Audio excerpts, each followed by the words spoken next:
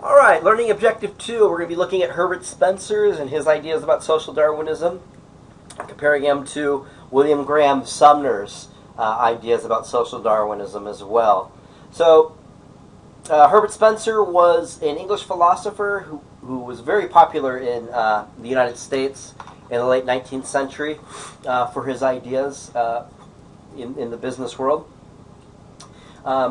He established the ideas of social Darwinism as social, economic, and moral philosophy beginning in 1873.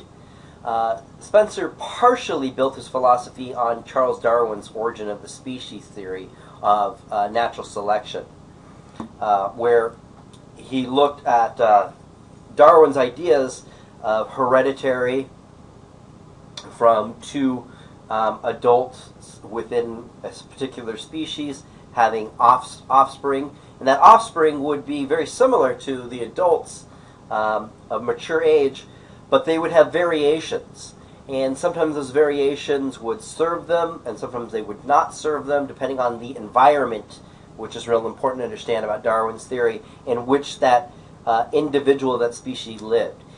If the variation, whether it be a large beak or different types of claws, whatever the case may be, you can think of variations almost as a mutation. If it served that individual species, and that individual species grew up to maturity and was able to procreate itself, then that variation could very well get passed on to its offspring. And as time goes on, these variations build upon themselves, and over geological time, we're talking thousands, hundreds of thousands to millions of years, we begin to see different species arise out of this. He's going to apply these biological laws to justify the workings of the free market in many of his lectures. And so just as society was undergoing radical environmental changes, i.e. the Industrial Revolution with the rise of big cities and the concentration of populations in these urban centers, society itself, Spencer would argue, was going through a process of natural selection. And then, these are his words, not Darwin's words. This would create an environment of the survival of the fittest. The poor were weak, Spencer warned, and that fostering the good for nothing at the expense of the good is an extreme cruelty. So, yes, there are a lot of poor people out there. Yes, there are a lot of people that aren't making it, but let them perish and struggle all they want. If we try to help them, we will just be dragging down society. So according to Spencer, success in business demonstrated superior ability to adapt to circumstances. Conversely, failure implied inferior ability.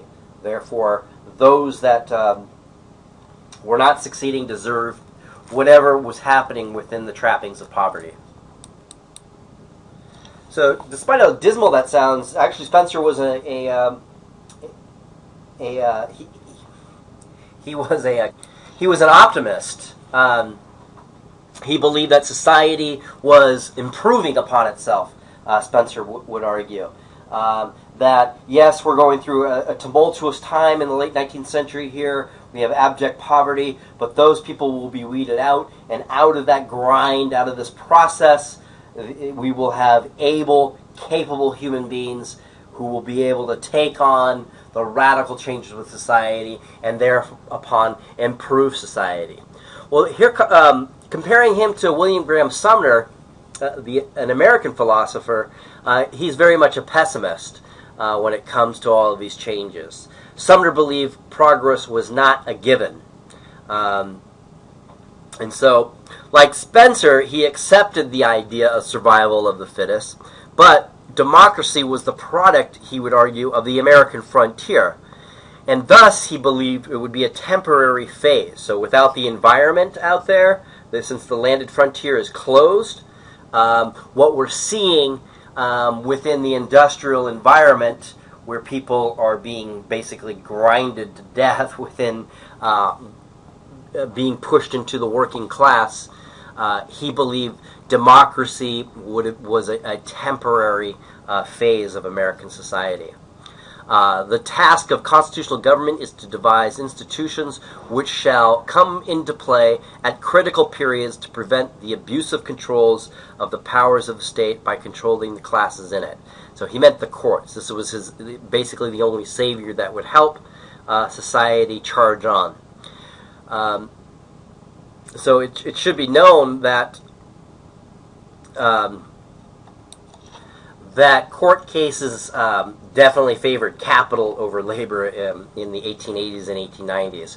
Conservative Supreme Courts used the 14th Amendment to protect corporations from taxation, regulation, labor organizations, and antitrust legislation. Indeed, corporations were able to use the 14th Amendment to claim what is called corporate personhood. That is, they are considered legal persons.